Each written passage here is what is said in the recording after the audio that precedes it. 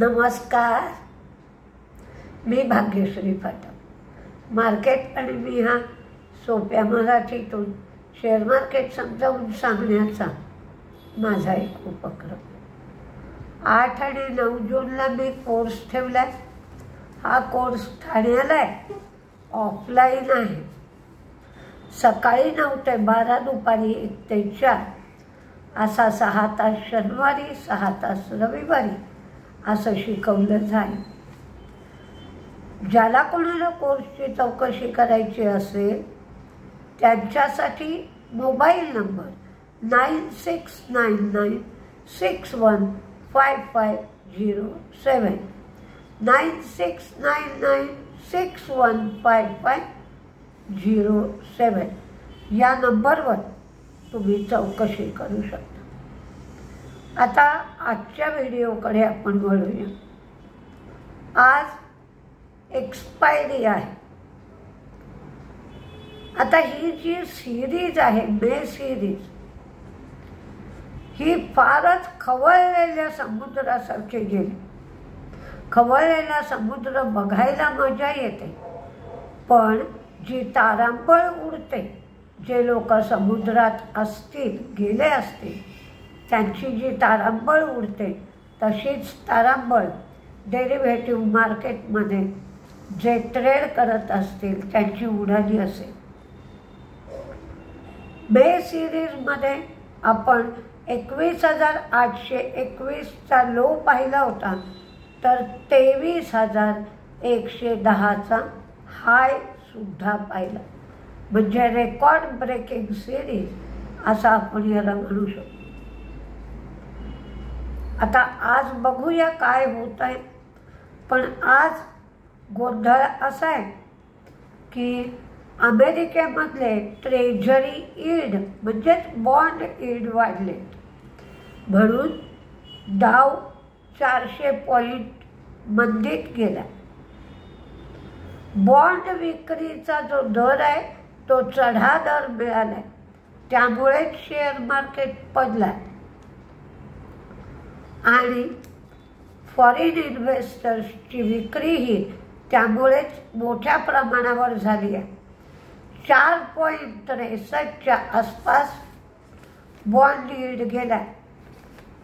Crude 83.70, dollar index जो 103 पर्यंत आला होता तो पुन्हा 105। तर या सगळ्या वातावरणामध्ये फॉरेन इन्व्हेस्टर्सनी 5,842 कोटीची विक्री केली आहे, तर डोमेस्टिक इन्व्हेस्टर्सनी 5,234 कोटीची खरेदी केलेली आहे। याच्यामध्ये काही रिझल्ट लागले। ड्रेजिंग कॉर्पचा रिझल्ट लागलाय, त्यांचा तोटा कमी झालाय, रेव्हेन्यू वाढलाय, मार्जिन कमी झालं। आदित्य बिर्ला कॅपिटल हे राईट्स बेसिसवर 300 कोटी रुपये आदित्य बिर्ला हाऊसिंग फायनान्समध्ये गुंतवणार आहेत। RR काबिल, TPG एशिया सगळ्याच्या सगळा स्टेक म्हणजे 5% स्टेक किंवा 56 लाख शेअर्स 1,718 भावांनी विकणार आहे आणि यातून 1,000 कोटी रुपये गोळा होते।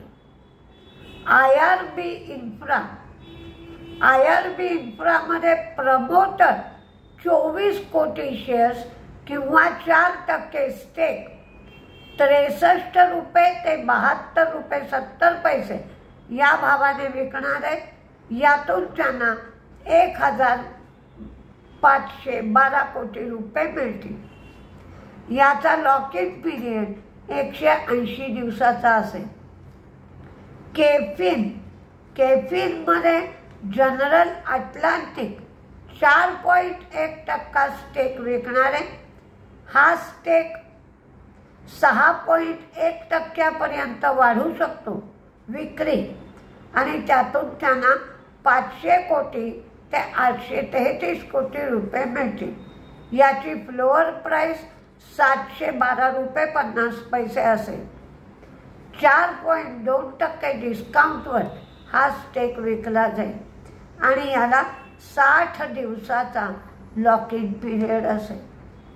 म्हणजे याच्यावरून तुमच्या लक्षात येईल की सातत्याने ब्लॉक डील होत आहेत, प्रमोटर विकत आहेत, म्हणजे मार्केट हायेस्ट पॉईंटला आलं आहे. म्हणजे आत्ताच्या परिस्थितीमध्ये जेवढं वाढायचं तेवढं मार्केट वाढून झालेलं आहे. जर परिस्थितीमध्ये काही चांगला बदल झाला तरच मार्केट वाढेल. आता रिझल्ट्स बघूया. HOEC प्रॉफिट कमी झालं, रेव्हेन्यू वाढलं, मार्जिन पण कमी. नवशील प्रॉफिट वाढलं पण रेव्हेन्यू मार्जिन कमी. MTNL तोटा वाढलाय, रेव्हेन्यू कमी झाला. मिधानीचं पण प्रॉफिट कमी, रेव्हेन्यू वाढलाय, मार्जिन कमी. SJVN प्रॉफिट कमी झालाय, रेव्हेन्यू पण कमी झाला. GMRचा रिझल्ट चांगला आलाय, त्यांचा तोटा कमी झालाय, रेव्हेन्यू वाढलाय, त्यांचं मार्जिन सुद्धा वाढलाय. बाटाचा प्रॉफिट कमी झालाय, रेव्हेन्यू वाढलाय, मार्जिन कमी झालाय. 12 रुपये पर शेअर डिव्हिडंड दिलाय बाटाने. कमिन्सचा रिझल्ट चांगला आलाय, त्यांचा प्रॉफिट, रेव्हेन्यू, मार्जिन सगळंच वाढलंय. टाटा स्टीलचा रिझल्ट YOY बेसिसवर चांगला नाही आहे, पण क्वार्टर ऑन क्वार्टर बेसिसवर रिझल्ट चांगला आहे. त्यांना वन टाईम लॉस 585 कोटी रुपये झाला आहे. GR इन्फ्रा यांचं प्रॉफिट, रेव्हेन्यू वाढलाय पण मार्जिन मात्र कमी झालाय. S&Pने 6 बँकांचं रेटिंग वाढवलंय. त्याच्यामध्ये ICICI bank, Kotak, axis, HDFC आणि स्टेट बँक ऑफ इंडिया आणि इंडियन बँक यांचा समावेश आहे. सध्या आपल्याला काय काय दिसत आहे तर प्रमोटर विकतायत, गुंतवणूकदारही विकतायत म्हणण्यापेक्षा प्रॉफिट पुष्कळ झालंय. म्हणजे जे करोनामध्ये शिरले त्यांना तर सुंदर प्रॉफिट झालंय, त्यामुळे प्रॉफिट बुकिंग चालू आहे. फॉरेन इन्व्हेस्टर्सही विकतायत आणि ब्लॉक डील मोठ्या प्रमाणावर होत आहे. PCR मात्र 0.94 वरनं 0.79 एवढा झाला आहे. आता कोणते शेअर तेजीत, कोणते शेअर मंदीत हे पाहूया. पण ही एक शक्यता आहे, तुम्ही वॉच लिस्टवर ठेवा. एक अभ्यास तुम्ही करू शकता की तुम्हाला जे रिझल्ट कळतील, रिझल्ट समजल्यानंतर हा शेअर उद्या तेजीत राहील का मंदीत राहील एका कागदावर स्वतःच्या मताने लिहून ठेवायचं आणि मग जेव्हा त्याची चर्चा होते त्याच्यामधून आपलं काय चुकलंय हे लक्षात येऊ शकतं. Tata steel quarter on quarter result चांगला आहे.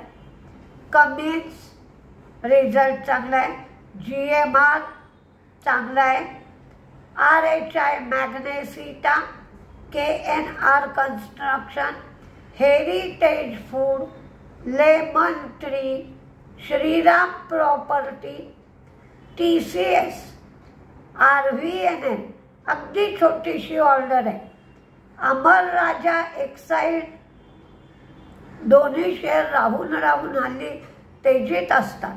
हेल्थ केअर ग्लोबल, नवशील, jubilant food, Ugro capital UGRO, RR